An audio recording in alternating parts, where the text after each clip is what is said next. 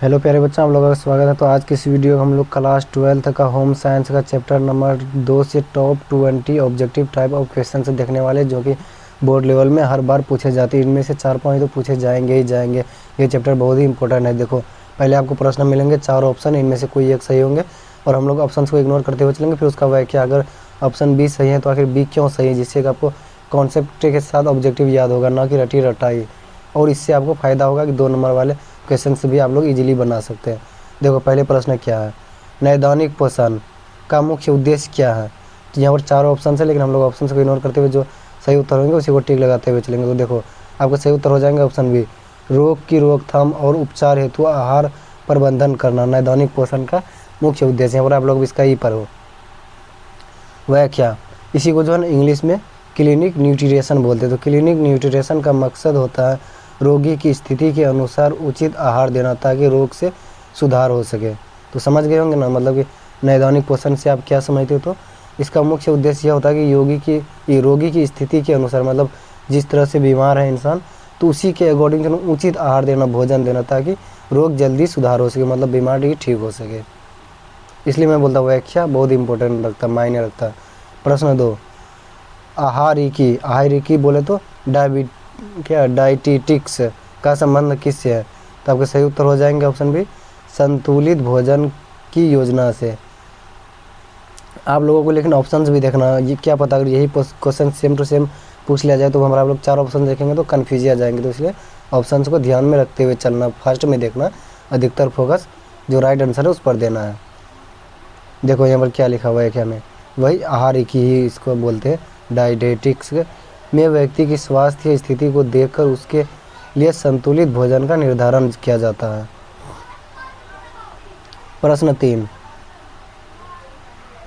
निम्न में से कौन नैदानिक पोषण विशेषज्ञ का कार्य है। तो आपके सही उत्तर हो जाएंगे ऑप्शन बी, रोगी के लिए आहार योजना बनाना। यहाँ पर आप लोग व्याख्या पढ़ लेना। मेरा तबीयत ख़राब है ना, तो इसलिए मैं थोड़ा सा मेरा आवाज़ ख़राब होता होगा, हम फास्ट में घिंचते चले जा रहे हैं।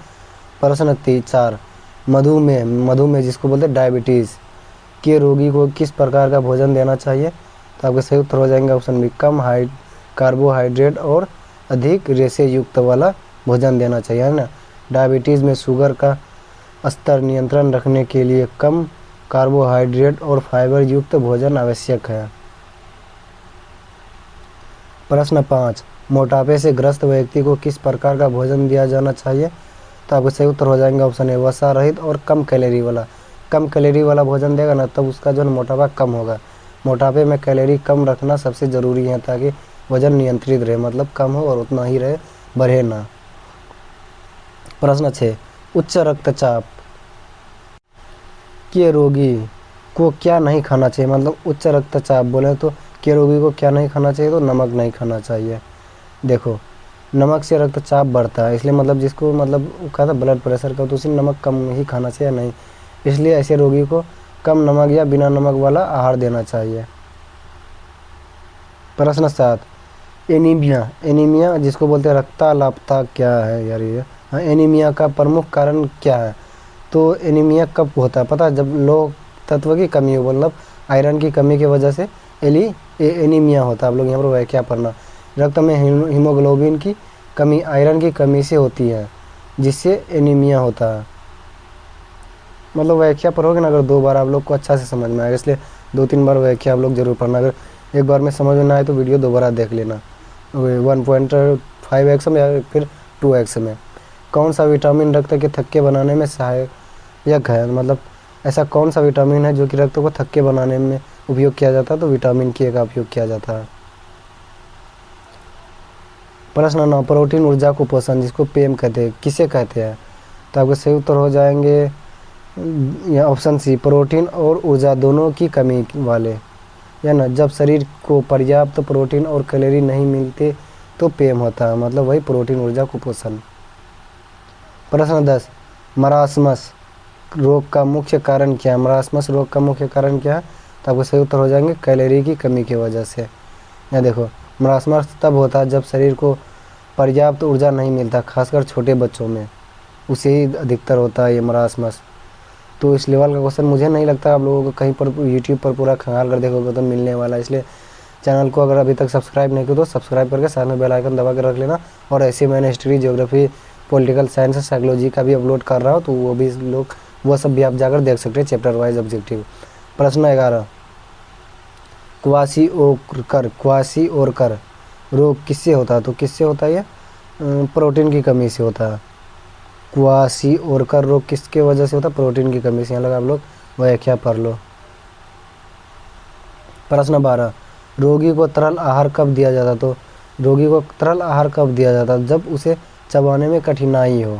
जैसे बच्चों को ही देख लो, दांत नहीं होता तो उन्हें दूध पिलाया जाता है, धीरे धीरे खाना खाता। देखो, तरल आहार उन रोगियों को दिया जाता है जो ठोस भोजन नहीं खा सकते। हालांकि ये बड़े में भी होता है, जिसका दांत वांत में दर्द होता है वो उसका।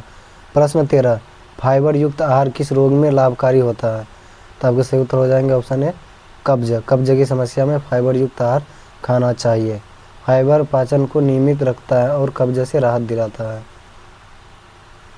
प्रश्न 14, डाइटिशियन का मुख्य कार्य क्या होता है? डाइटिशियन का मुख्य कार्य क्या होता है? तो आपका सही उत्तर हो जाएंगे ऑप्शन बी, मरीज की आहार योजना तैयार करना, है ना, जिसको इंग्लिश में वही बोलते हैं, डाइटिशियन ही बोलते हैं। मरीज की स्थिति देखकर उसके लिए विशेष भोजन योजना तैयार करना, मतलब मरीज के अकॉर्डिंग ही जिस तरह का उसका बीमारी, तो उसी अकॉर्डिंग उसको खाना खिलाना चाहिए कि इससे ताकि उसको और ना बढ़े और कम भी हो, तो उसी को डाइटिशियन कहते हैं, या फिर उसका मुख्य उद्देश्य होता है। प्रश्न 15, संतुलित भोजन में कौन सा तत्व आवश्यक है?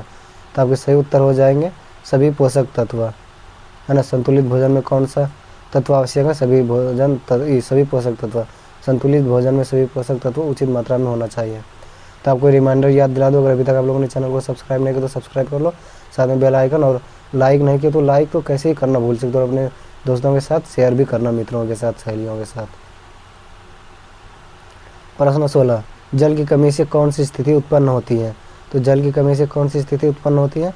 डिहाइड्रेशन, मतलब ये ऑप्शन ए इधर करेक्ट आंसर। यहाँ पर आप लोग व्याख्या पढ़ो। प्रश्न 17, रोगी को रोगी को रिकवरी या फिर सुधार जिसको बोलते हैं, रिकवरी इंग्लिश वर्ड है, के समय कौन सा आहार दिया जाता है? तो आपके सही उत्तर हो जाएंगे उच्च प्रोटीन वाला। मतलब जब रोगी को रिकवर किया जाता है, मतलब कोई तबीयत खराब हो गया तो उससे जब उच्च प्रोटीन वाला भोजन देगा तब ना उसे जल्द ही मतलब वो रिकवर हो सकेंगे। रिकवरी के समय प्रोटीन शरीर की कोशिकाओं की मरम्मत में मदद करता है, इसीलिए। प्रश्न 18, कौन सा खनिज दांत और हड्डियों को मजबूत बनाता है? तो आपके सही उत्तर हो जाएंगे कैल्शियम बनाता है। आप लोग यहाँ पर व्याख्या पढ़ो, समझ में आएगा। प्रश्न 19, विटामिन सी की कमी से कौन सा रोग होता है? तो आपके सही उत्तर हो जाएंगे स्कर्वी रोग होता है विटामिन सी की कमी से। आखिर क्या होता है विटामिन सी की कमी से? देखो, विटामिन सी की कमी से मसूरे बोले तो मुंह से खून आना और घाव जल्दी ना भरना। यदि अगर आपको कट फट है तो वो जल्दी नहीं भरता, इसीलिए विटामिन सी की कमी से यही सब होता है, स्कर्वी उसको बोलते हैं। प्रश्न 20, स्वस्थ व्यक्ति के लिए भोजन में कितनी बार भोजन लेना उचित है? तो आपके सही उत्तर हो जाएंगे दिन में, मतलब भोजन में 3 से 4 बार लेना ही चाहिए। अगर आप लोग इसका व्याख्या पढ़ो, क्या लिखा? दिन में 3 से 4 बार हल्का और पौष्टिक भोजन लेना आवश्यक, स्वास्थ्य के लिए बेहतर होता है।